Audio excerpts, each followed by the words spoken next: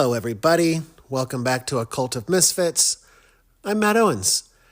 Here's what's going down in today's episode. We're going to talk about my deep and intense love of biscuits and gravy. I want to talk about concentration camps. I want to talk about, more broadly, the concept of good versus evil and morality and ethics and seeing things from other people's perspectives that we may disagree with. And I also want to share with you some interesting people that I've been listening to on podcasts and on YouTube that you may find interesting as well. So before we get started, I just want to give a big shout out and a thank you to everybody who is supporting the dang podcast. Love you. I'm really enjoying interacting with you guys, and I'm thankful to everybody who's supported what I'm doing here, either by donating or by sharing my content on social media or sharing it with a fellow misfit when we talk about things of an esoteric nature or spirituality or the inner journey or 5D or Anunnaki or any of these things that I enjoy talking about. I'm learning that there's others out there like me that enjoy talking about the weird, crazy spiritual shit. So cheers to us, and thank you to everybody who's been supporting me. I love you and I appreciate you, and thank you for following my podcast on Spotify and YouTube and Apple Podcasts. I also am posting content regularly on Instagram. You can find A Cult of Misfits there, or on Twitter/X. So thank you to everybody for following my content. My numbers are going up, up, up. In a recent episode, I talked about the emerald tablets of Hermes Trismegistus. So if that sounds interesting to you, check that out. I talked about Hermeticism, the 7 principles of Hermeticism, and the Kybalion and what that is. I just have kind of felt led to talk about that, and it turns out you guys are interested in that as well. That episode is one of the highest viewed ones that I've made so far. So if those are topics that interest you, then I encourage you to reach out to me on any of the platforms, or down below I've posted information on how to reach me, my email address. Let me know if there are any topics or subjects that you find interesting that you would like me to look into or you'd like to hear my perspective on. I just sort of go with where I feel led, and I felt really led to talk about Hermes and the Egyptian god Thoth and the Emerald Tablets and Hermeticism, and you guys are really enjoying it. So I will continue down that path, but let me know if there's other things that you would find interesting that you want to have me talk about. Speaking of that, I'm enjoying these conversations about just spirituality and stuff in general, and esotericism, and, the question of aliens and all of that fun stuff. And I'm sort of testing the waters here. For those of you that follow me regularly and are interested in these topics, would it be of interest to you to start like a monthly online Zoom meeting or something of that nature? I'm sort of feeling led to head in that direction and just sort of putting my feelers out and seeing if anybody else out there is interested in just gathering together. I'm trying to create a community here of just sort of like-minded people where we can just sit and talk about weird spiritual shit and not feel judged or, feel like the black sheep as I often do. And I've heard that others of you feel the same way. So I don't have any intention of recording it and putting it on the podcast. I just sort of am wanting it to be sort of a closed door situation, but anybody who wants to join can feel free to join. So if that sounds interesting to you, or you'd like to just get to know other people who are interested in these sort of things, and I have no agenda, I have no purpose other than I enjoy talking about this, and I'm trying to reach out to others and create a space where we can talk about such things. So I'm playing around with that idea. So let me know if that sounds good to you. And if it does, please reach out to me and let me know. And I will sort of get the ball rolling and set up some sort of a monthly meeting or something along those lines. So let's dive in here. But I can't wait a minute longer because I've been thinking about biscuits and gravy, and I have a special place in my heart for biscuits and gravy. Now, for you UK listeners, hi, love you. Surely you understand that I'm not talking about your biscuits. I'm not talking about a dang cookie, okay? Why can't we all just call it a cookie? The world would be a better place if it's okay. It doesn't matter. We can all have different perspectives on what pastries are called, okay, guys? I'm talking about like Southern fucking homemade from scratch biscuits and homemade fucking gravy, white gravy.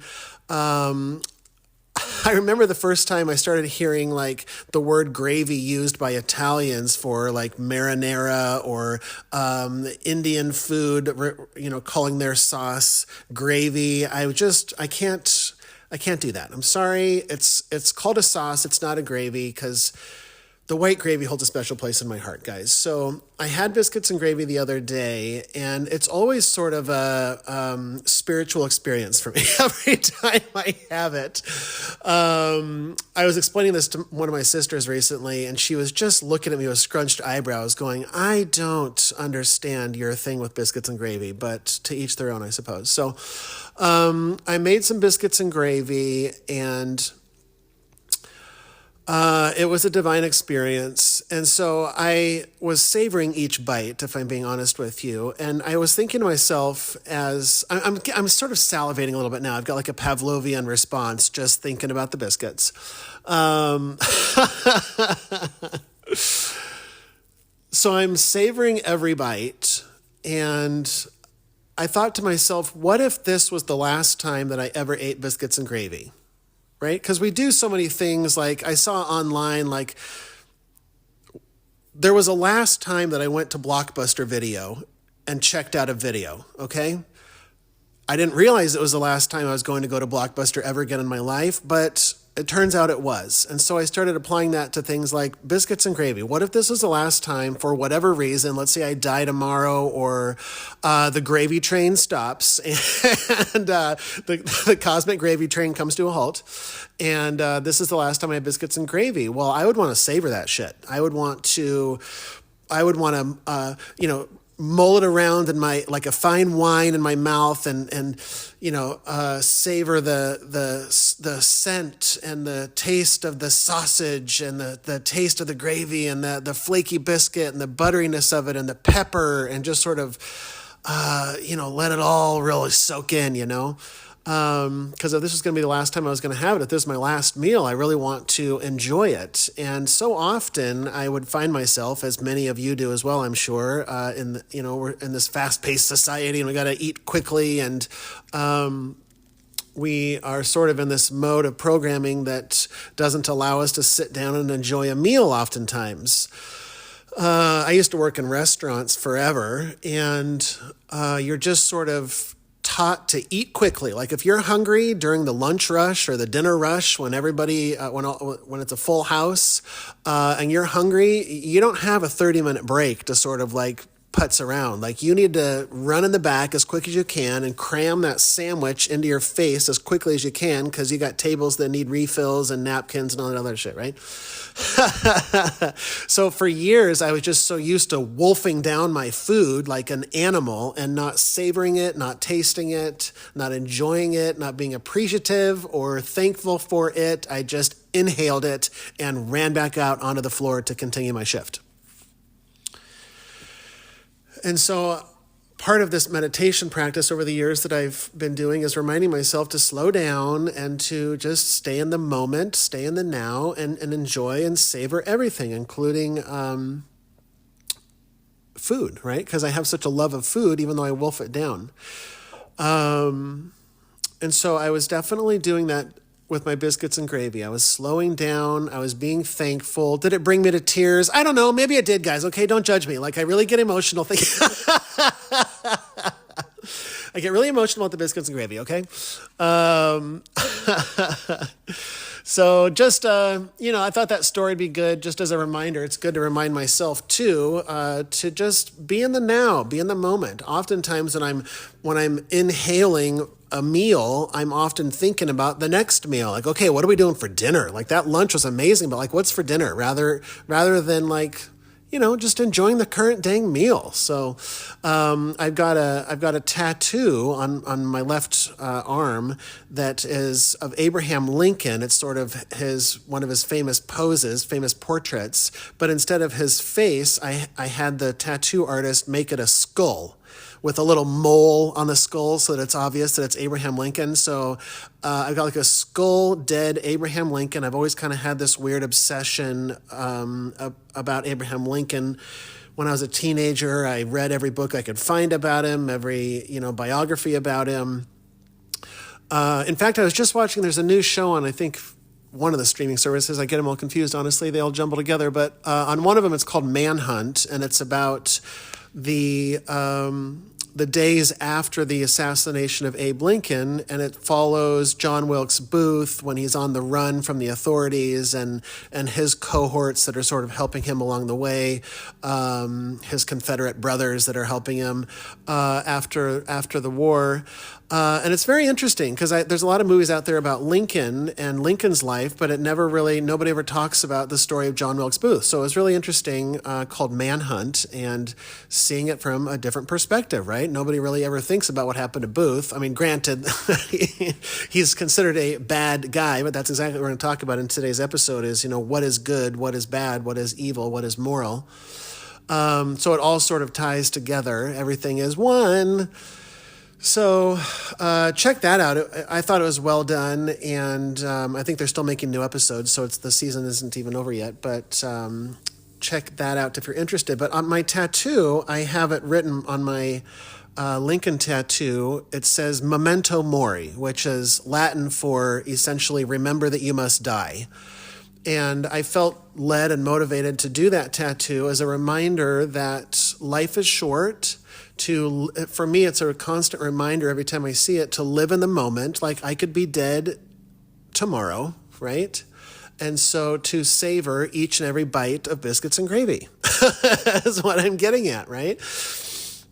To savor everything because it's all fleeting. Nothing lasts forever. This lifetime is a blink of an eye, according to everybody, right? And so, just a reminder, cheers to biscuits and gravy is what I'm getting at here. So let's talk about concentration camps, morality, ethics, sort of dive into the bulk of what I want to talk about today. What prompted this is I was listening to this guy who I'd never heard of before. His name is Alex O'Connor. He's a philosopher, and he was talking about morality and good versus evil, and he said something really interesting. He had a very interesting perspective on it. He was saying that these concepts of good, quote unquote, evil or bad, are simply just an emotion expressing itself. And I thought, I've never really thought about it that way before, but I can see where you're going there, buddy.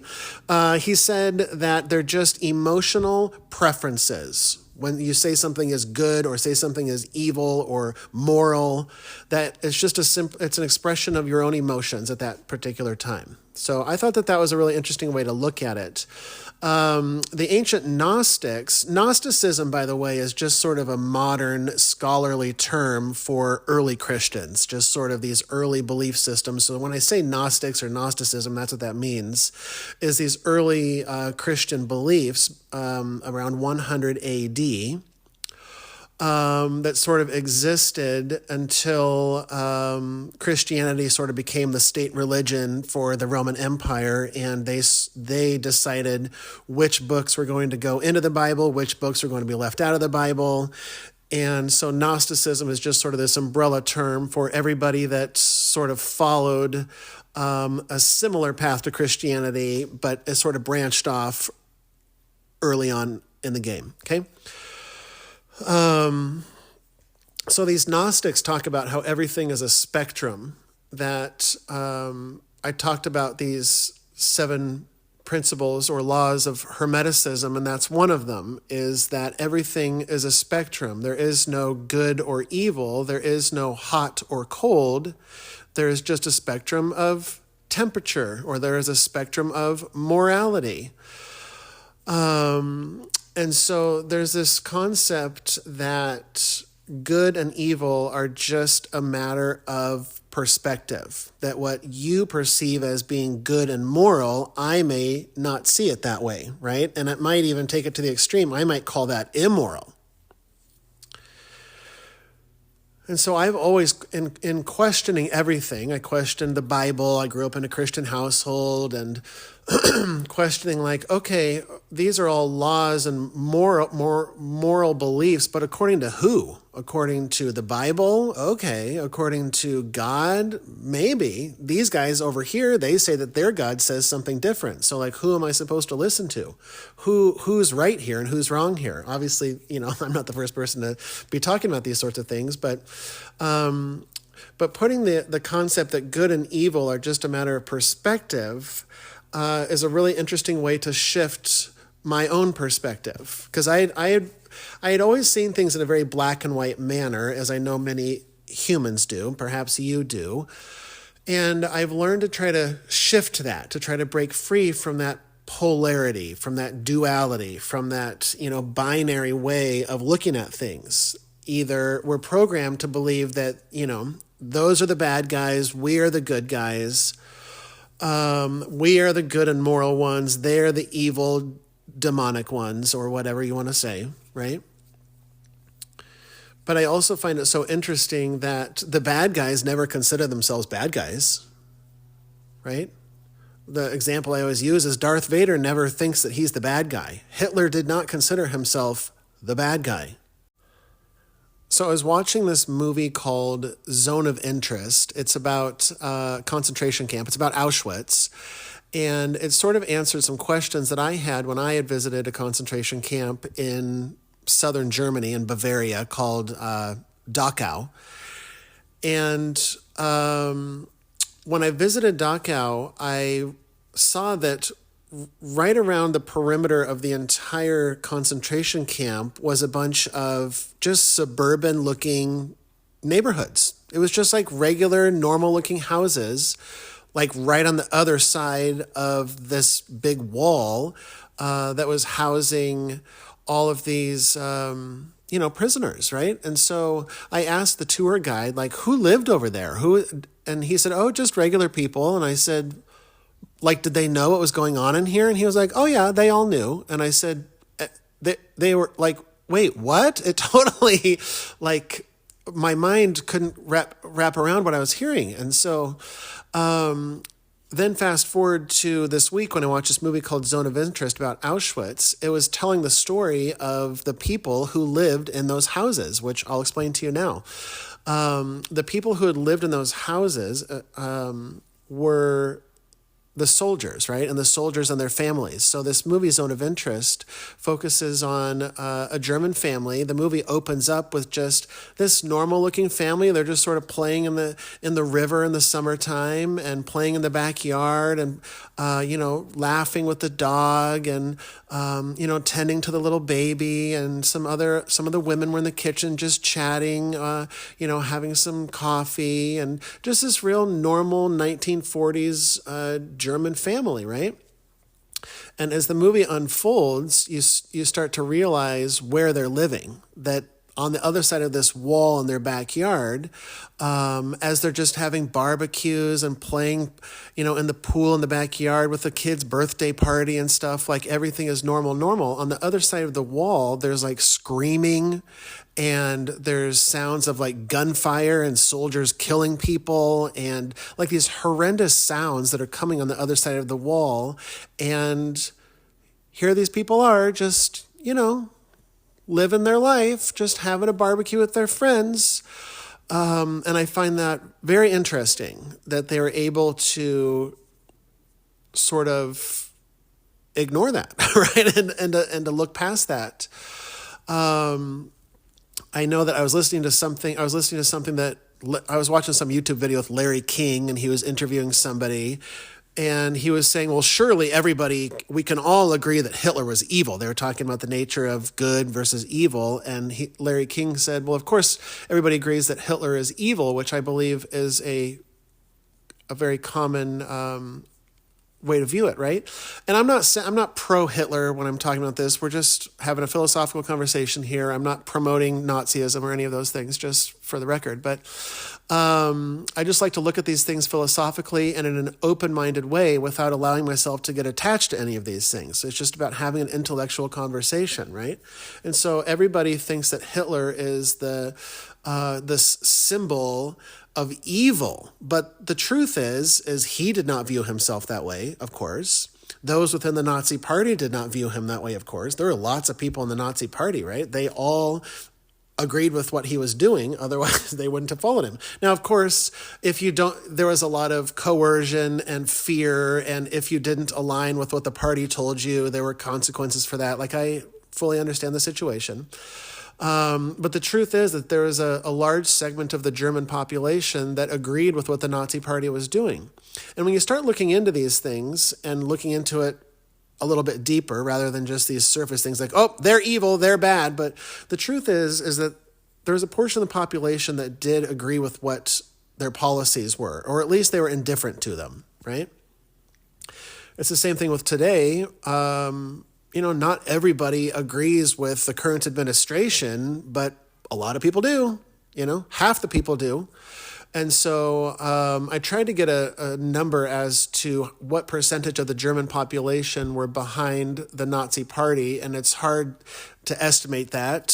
Some estimates say either a third or even up to a half of the population agreed with Hitler and his policies, but how much of that was influenced by propaganda and influenced by fear and, you had to do what the party says, otherwise you get in trouble, that sort of thing. So how many of them were actually legitimately on board? But what you have to understand is that the reason that Hitler rose to the power, one of many reasons, it's complicated, right? But one of the things that he did was he came on a platform of bringing Germany to a golden age. They had been completely decimated during World War I, economically and otherwise, right? What am I trying to say? Anyway, they were decimated, right, after World War I. And so Hitler came into power by saying we need to reclaim our former German glory, right? We need to come back to the good old days, and we got to start cracking the whip around here, and everybody who's on board with me, let's do this thing. And so that's sort of what started this movement of his, is reclaiming the motherland and bringing it back to the glory age, right, according to him and those people that were on board with his policies. And so when you start to think about it on a level like that, you're like, okay, fine. I guess I can see why people would be on board with that. It's that concept of like make America great again that Trump is pronouncing, and I'm not comparing Trump to Hitler, although I'm sure many do, right? But it's just this idea of reclaiming what we once were, our former glory, the good old US of A, right? Like who we used to be back in the good old days. And so it's really easy to get swept up in that sort of sentimentality of like, yeah, I want things to go back to the way they were. I want to go back to the good old days. That sounds really good, actually. And I find it interesting just from a sociological standpoint of how, a lot of people, when we reach a certain age, we want to just revert back to the good old days.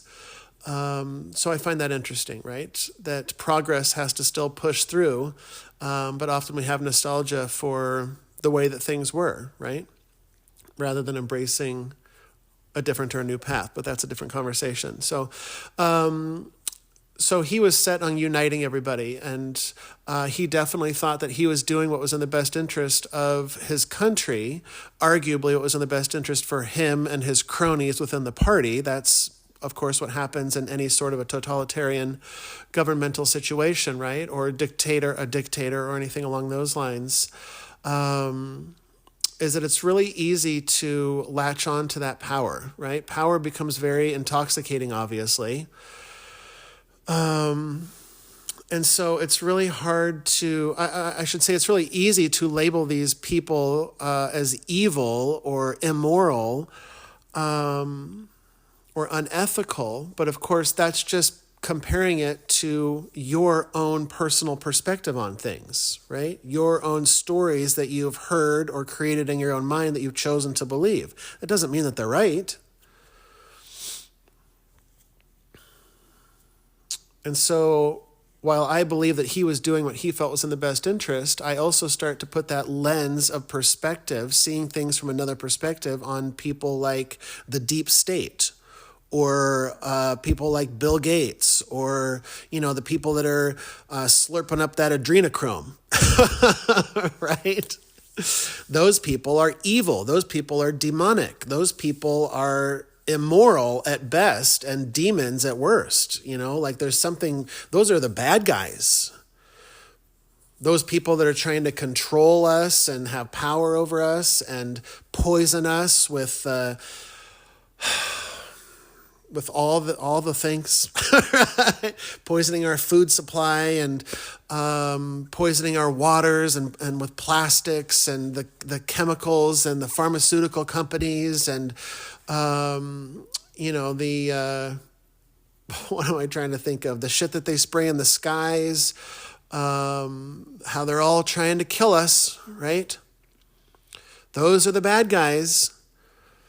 But then a few years ago, I started thinking about it, because I definitely agreed with all of that. And I got into a place where I was blaming those people. Those are the bad people. They're the ones that are keeping us from humanity reaching a higher consciousness level or reaching 5D, or they're the ones that are keeping us chained up or enslaved, which goes in with the ancient narratives that were told in Mesopotamian tales of how we're slaves. Those people have enslaved us, those aliens, the Anunnaki. And so I realized that it was putting me into a place of victimhood, to constantly be blaming the deep state or blaming this group or that group for the ills of society, right? And then I started thinking about it from Bill Gates' perspective, and people like him, the people like Klaus Schwab or any of these types of people who are easily labeled as evil or bad guys, right? But I can tell you one thing, that if I had the amount of money and resources that some of these men have, like Bill Gates or Klaus Schwab or whatever, and I believed that the earth was overpopulated, I had a strong belief that it was overpopulated, and I had a strong belief that I knew things that the main population, the peasants, the idiots, don't know about. I can see things from my perspective because I'm a rich and powerful man. I would definitely try to do what I could to push that agenda, right? I can just see that from his perspective, that if somebody like Bill Gates definitely believes that there are too many people on the planet and he was in a position to do something about that, then I can understand why he would do something about that.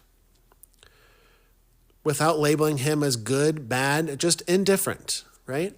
If I believe in reincarnation, which I do, and I believe that perhaps I can pop into any body that I want, right? Like a Bill Gates or a Hitler or something, then theoretically, if we are all one, then that is divinity experiencing all aspects of humanity, the good, the bad, the ugly, and everything in between, because those are all just human perspectives. I don't believe that spirit sees things from that perspective. Spirit is not labeling things as good or bad or moral or immoral. I know what the Bible says. I know that other people have different perspectives. This is just my perspective. And I'm not trying to cram it down anyone's throat. Take it or leave it. But I believe the universe, this God that we can't really comprehend, is not judging our actions. I don't believe that there is love in judgment. And so I don't believe that a being that is comprised of love and light is judging itself, which is to say our spirits in this 3D realm. And so I believe divinity, our souls, want to experience what it's like to be a Hitler as well as what it's like to be a Mother Teresa or whatever. Right? A sinner and a saint. Because all things are creations of the all that is. And I believe that it's the humans, the emotions expressing themselves that create these judgments of good and judgments of evil. Because I believe this Christ energy, this higher energy of love, speaks about loving our enemies, loving those who persecute us. That's what Jesus was yapping about all the time. And nobody listened to him, right? It's easy to hear love your enemies. It's harder to put it into practice. And that's why most people don't do that. It's so hard to love our enemies. I can't remember ever hearing one spiritual teacher or anybody within the spiritual community talking about having any sort of love at all for Bill Gates or the Clintons or the sex traffickers or whoever it is they perceive to be the bad guy. Don't you find that interesting? I listened to a lot of those videos for a long time, and not one of them says love our enemies. Not one of them was loving their enemies, right? Even those of religious faiths have a hard time not loving, of loving their enemies. It's very difficult, and we don't talk about it enough. I believe Christ would ask of us, can you find love in your heart for this person that you perceive as bad or evil or immoral? Whether it's Hitler or Alex Jones or Donald Trump or any of these people that are bad,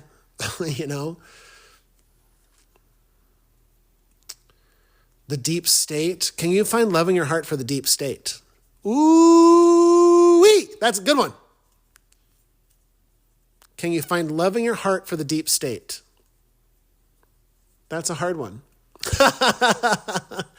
Right? That's a hard one. But that's what Christ is asking of us in the Bible, and I believe that that's what's being asked from us from the divine, is to find love in our hearts for all of those that have done us wrong. Whether it's the deep state or your parents or a family member or a teacher or a boss, somebody who did you wrong, can you find love in your heart for them? Can you forgive your ex? Can you forgive the person who caused this trauma in your life? Holy cow, it's hard. Right? Super hard. But I found that once I started reframing these things and how I looked at them and how I viewed and judged people like Bill Gates or whatever,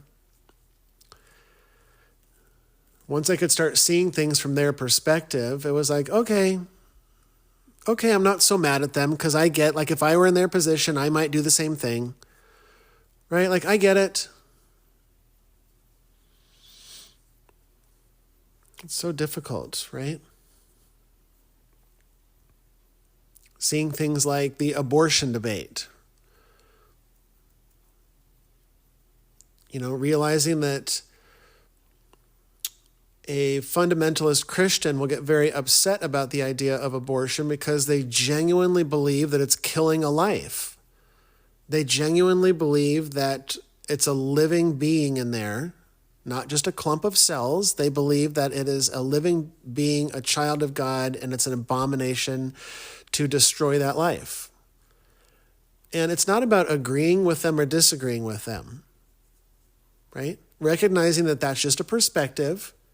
And if I leave my emotions out of it and just look at it intellectually, can I at least understand why they think that way? And the answer, of course, is, okay, fine, yes.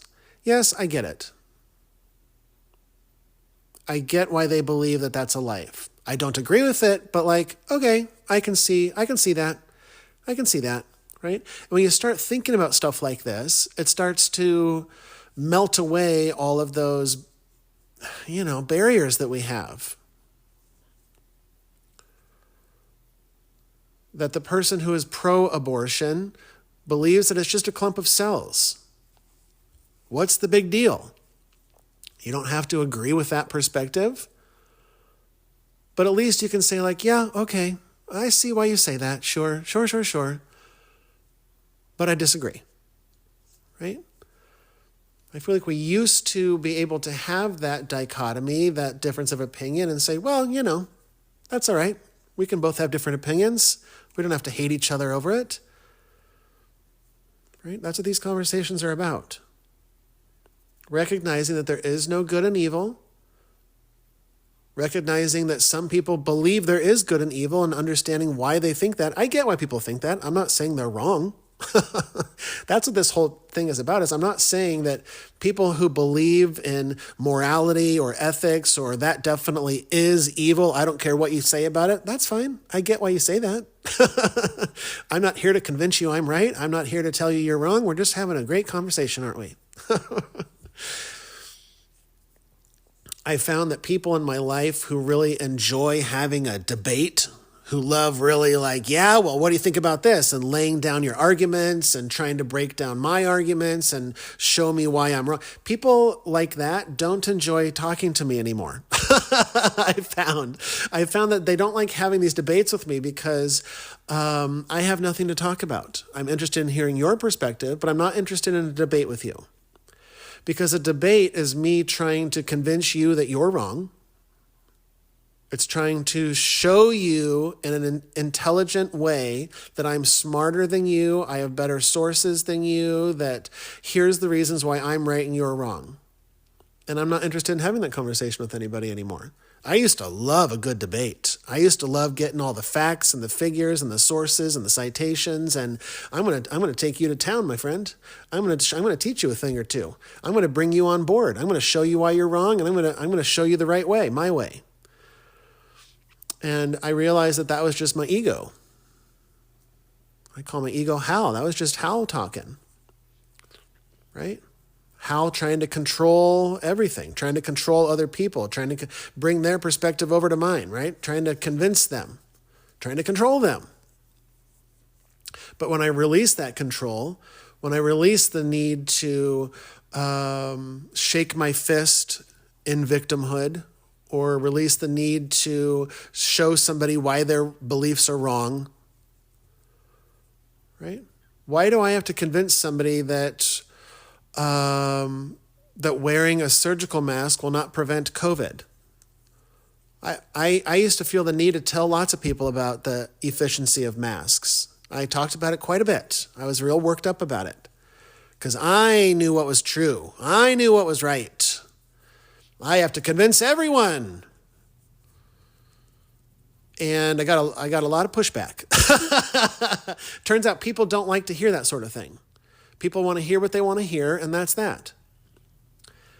And so I had to sort of unravel that for myself and just sort of be willing and able to let that go. Can I let it go, trying to convince people about the efficiency of masks or the shot or whatever you want to talk about? Can I let go of trying to convince people of that? And the answer was, maybe. It's going to be hard. And it was. But slowly over time, I have been releasing that. And it feels so good. It feels so free. I'm all about freedom all the time. And it's quite a burden on my shoulders all the time trying to convince everybody that I'm right and you're wrong. What a burden. It would keep me up at night. Right? It would really stress me out, trying to comment on other people's things on social media and get in these arguments online and these comment threads, and I got lost. I got lost in it.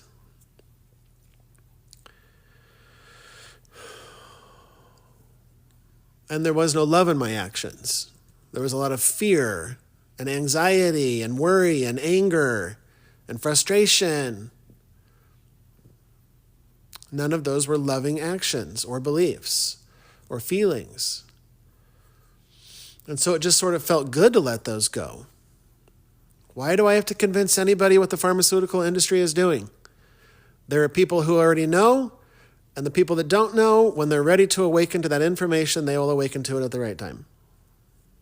Right? They're not going to listen to me ranting and raving about the deep state or big pharma or big media or big tech or any of these bad guys, right? Because I no longer view them as bad guys. In a recent conversation with Nathan in a previous episode, if you want to check it out, we were talking about this sort of thing. And he was talking about how he doesn't believe that there is some sort of an evil cabal or reptilians or anything that are secretly running the earth. He said that it's just people that are genuinely trying to do what they think is right, or just humans that are, in power and greedy. Right? Or trying to manipulate other people for their own benefit. Right? So that's all I have to say about that, is anytime I start getting into this idea of morality and good versus evil, I just think about perspective and how it would do us a lot of good, did me a lot of good, letting go of my pretenses and being open and willing to hear other perspectives, even if I thought that they were batshit crazy. I can hear somebody's perspective and not have to attach to it, right? I don't have to believe that the earth is flat. I don't have to believe that the moon landing was faked, right? But I definitely want to hear why you think that, and then I'll come to my own conclusion. Right? Let me hear your thoughts on abortion, even though you think differently than I do. I can't tell you the amount of times I've made an assumption about somebody, and then upon further questioning, I'm like, wow, that they did not have the perspective that I thought they would. I assumed because they're a Republican, or I assume because they're a Democrat, or I assume because they're a woman, or I assume because they're black, or I assume because they're whatever, that they're going to answer a certain way, and then they don't. They surprise me. And I'm like, oh, turns out I had some preconceived notions about you, friend. And I'm thankful to the universe for those interactions, because it gives me another opportunity to hear another perspective and become more open-minded. And it's more practice of non-attachment. I don't have to attach to it. Yeah, that's an interesting perspective. I disagree with it. Have a good day. It doesn't have to go beyond that. I don't like people telling me what to do. That's the whole thing. I don't like people telling me what to do. I have such a problem with authority. I don't like, whether it's the government or my parents or a teacher or whatever, a boss. I don't want people telling me what to do. And so when I sort of was going through this spiritual awakening, it's all new to me, dark night of the soul, feeling lost and confused and frustrated and scared and shedding of all these layers and going within and crying my eyes out and, feeling these emotions, digging deeper into my psyche than I've ever dug before and looking into why I respond this way, all of the work, the great work, right? I would follow many people online who are in the spiritual community who are perhaps a little further along on the path than I was, and I was seeking answers. I wanted people ultimately to tell me what to do. I'm feeling frustrated, tell me how to deal with that. I'm feeling scared, tell me how to deal with that. I don't know how to meditate. Tell me what to do, right? I wanted people to tell me because that's part of the programming as well. We're often programmed just as human beings. Many of us want to be told what to do. Most humans want to be told what to do by their government. They want to follow the rules. They want to stay in line. They want to do what everybody else is doing so that they don't stand out, that they aren't ostracized, that they aren't expelled from their communities through mockery or whatever.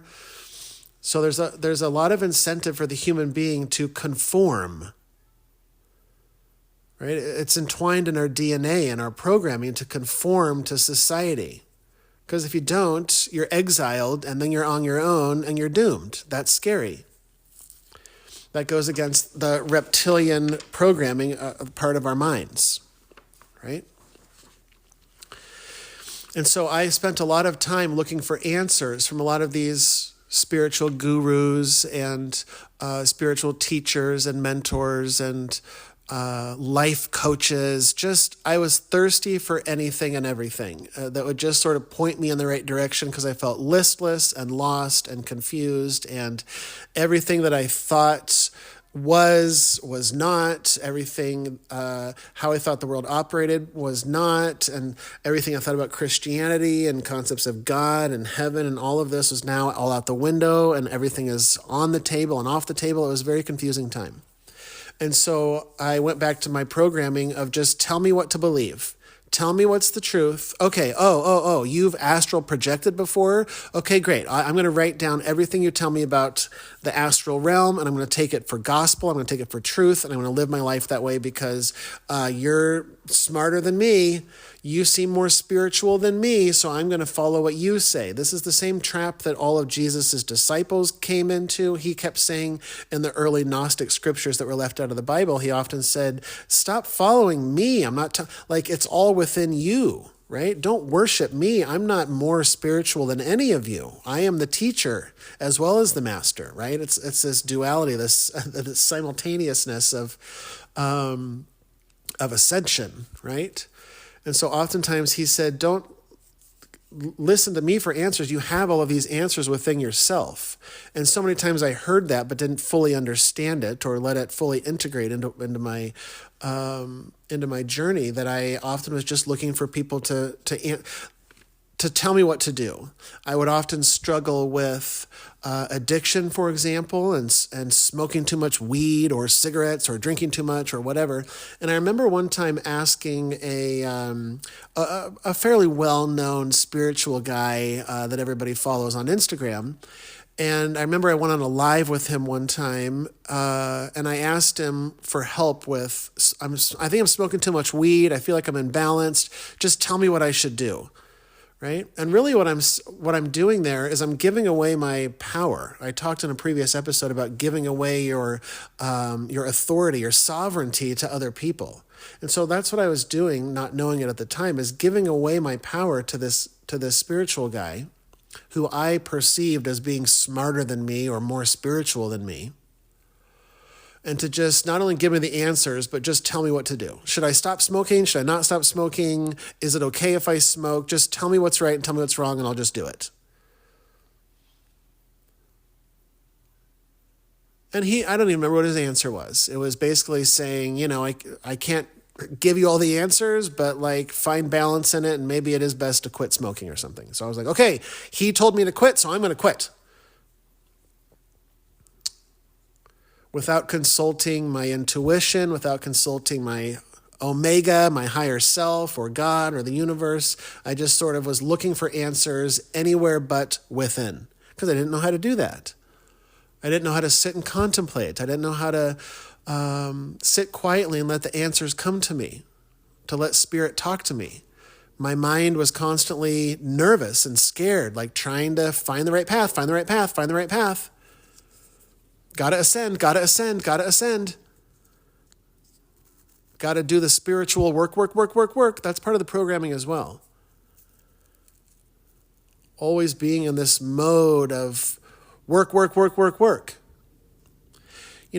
back to the Dachau concentration camp that I visited in Germany, there's a giant sign over the entrance to the concentration camp that says in German, "Work will set you free."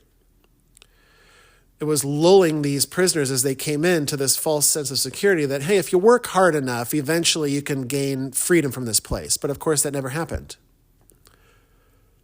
They killed them all, right?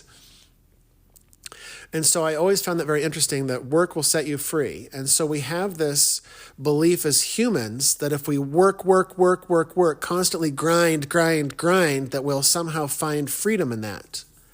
And for myself, I never fully resonated with that idea, right? Of just constantly grinding at my dead-end job, working 40, 50, 60, 70 hours until my knuckles bled just to put food on the table and to live some sort of semblance of a happy life, so that someday I can retire and maybe enjoy life a little bit and then die. That seemed terrible to me. And so I started finding this place, working with spirit and the universe and within my own heart, finding this freedom, whatever that means for me. And that's the path that I'm on now, is finding what that freedom means. Not wanting to play that game anymore of grind, right? There's this Eastern philosophy of doing nothing, right? Of just going with the flow, of just letting everything be, just simply being the observer. None of those concepts talk about grind, work, roll up your sleeves, here we go. And it's not to say there aren't periods of that, but when that becomes your whole spiritual life, that's exhausting. When that becomes your daily work life, that's exhausting. And I've done that before. Just living paycheck to paycheck, just getting enough to get by. I didn't want to play that game anymore. In real life or in my spiritual life. Got to meditate more, got to get out into nature more, got to go. Never taking a break. Right? It's okay to not be in gnosis mode all the time, 24/7. I get burnout all the time, diving into these deep esoteric topics and listening to these scholars talking, using words and terminology that's over my head oftentimes, or these particle physicists, or these just these scientists that are beyond my capabilities that I just am like taking notes on. I found that I don't listen to these spiritual teachers as much anymore. I don't listen to these gurus and guides as much anymore as I am listening to these podcasts from philosophers, right? Just to hear what their perspective is. Because the philosopher is often not telling me what I'm doing wrong in my life, how I'm on the wrong path, telling me all the things I need to change in order to be happy. Here's the 10 things you need to do to find happiness. Here's what you need to do to become a more spiritual person. Here's what you need to do to find nirvana. Here's what you need to do. It's always work. Things to do, things you're not doing, things you're doing wrong, things you got to fix. Then I get into this mode, and then I start thinking, I'm a worthless piece of shit because I am not where I want to be. I'm not where these gurus are telling me I should be. I'm not as spiritual as those people are. Like, I feel worthless, right? I start getting into that frame of mind. And I've tried to break myself free from that successfully in many ways over the last few years. And it's by not following these types of people who are telling me the way that it is, right? So I've been really listening to a lot of indigenous people. I listen to a lot of what the natives have to say on many continents about the nature of reality. I listen to what the natives have to say about God, about creation, about the great flood, about the nature of reality, because in many instances, the ancients talked about all these things. And so rather than listening to, one of those spiritual people, I want to listen to what the indigenous people have to say about it, or what the shamans have to say about it, the magic men or the medicine men from these ancient cultures, from these indigenous tribes, from the Native Americans. I want to listen to all of these people, because these people aren't telling me how to live my life. They're not telling me what to do. They're just saying, this is what our ancestors told us about the nature of reality, about God, about our creation, and about spirit. And so these are the types of things that I listen to nowadays on podcasts and on YouTube. I've been listening to a lot of Donald Hoffman, if you're interested. He talks a lot about the illusion of reality. He's a super interesting guy to listen to. I've been listening and learning about Rosicrucianism with Dr. Robert Gilbert. A lot of these people, I'm not interested necessarily in hearing perspectives of just some spiritual cat lady who had a weird supernatural event in her life and now can predict the future. Like, I'm open to hearing from her as well, but I understand that that's just her perspective, right? And so I'm interested in these people talking about these spiritual concepts like Rosicrucianism, Hermeticism, Gnosticism, these scholars that sort of dedicate their life to understanding what these concepts are. And I like to listen to their perspectives and their cosmologies, and then sort of apply it with my own Madouin's human filter and sort of apply it to my own life, right? I've been listening to a lot of conversations about ancient history and ancient aliens, perhaps, and the mysteries behind the pyramids. I've been listening to a lot of Graham Hancock. He has a show on Netflix called Ancient Apocalypse, where he talks about these sort of alternative perspective, alternative theories to the building of the pyramids. I've been listening to a lot of Matthew LaCroix, who's a really interesting guy who sort of follows in Graham Hancock's footsteps of these alternative theories, these monolithic structures. How did they build them? How did they carve them? How did they transport them hundreds of miles? How did they create them with mathematics and geometry and architectural and cosmological knowledge that these people simply didn't have at that time? All of these things really interest me and fascinate me. And I also enjoy listening to Egyptologists and straight up mainstream scholars, because I also want to hear their perspective on how they think the pyramids were built with slaves and methods of using pulley systems and ramps. And I want to hear what the mainstream guys have to say as well. And then I want to come to my own conclusions.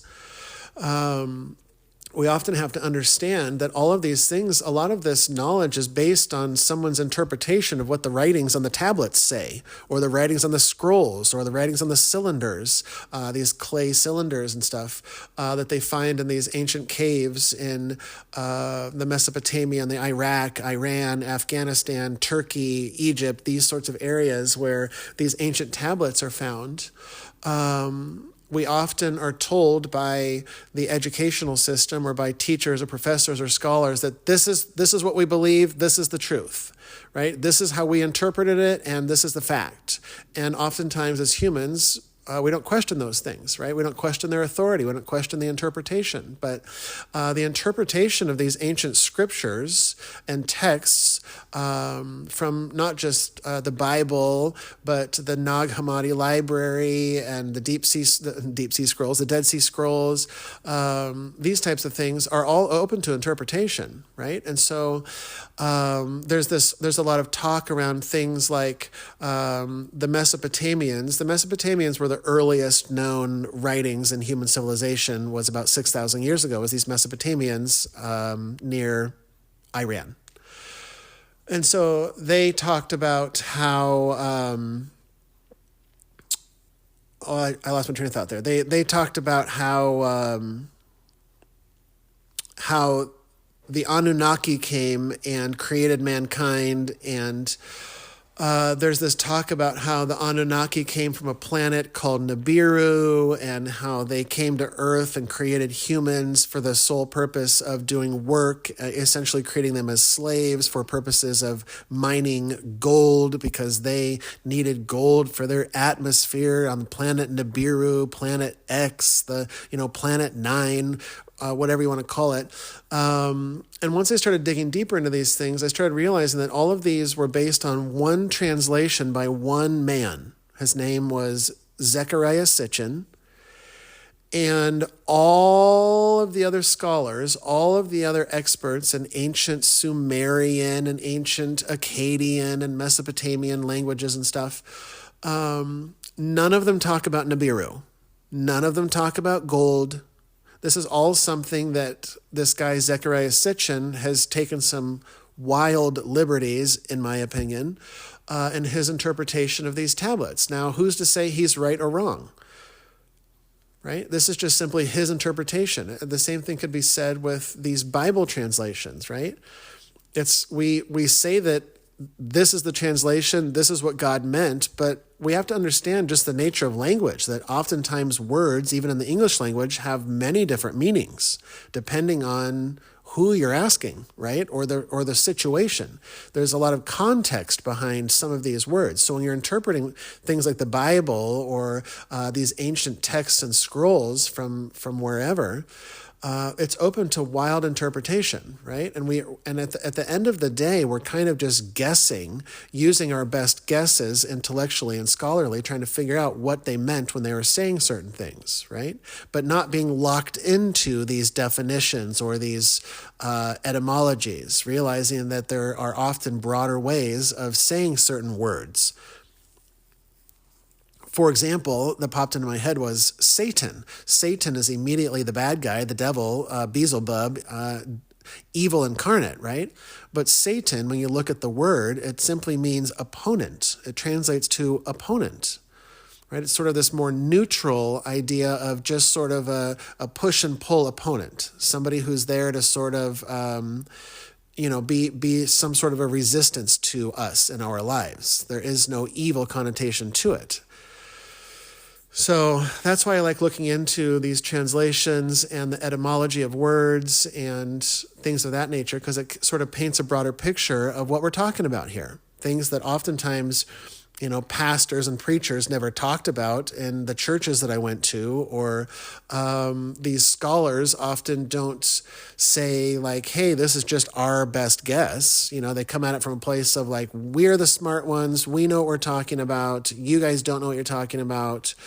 This is the way and the truth, and that's that. But I think that is rather closed-minded, and I think that doesn't come from a very scientific standpoint of being open to hearing other perspectives and applying the scientific method to it, and seeing if it holds water or not, and being open to different perspectives, just like we've been talking about this whole time. So I also liked listening to a lot of Richard Rohr. I was recently introduced to him via Nathan, so shout out to Nathan, thank you. Richard Rohr is like he's a monk. He's I'm trying to think of the order that he comes from. He's a monk, and he talks about things from a Christian perspective, but it's he interprets the Bible in a very open way that most Christians, I believe, don't look at it that way. And so I enjoy hearing things from his perspective because it's a very Christian, Christ-centered perspective, but he also allows for other spiritual concepts to come into his understanding of how things work.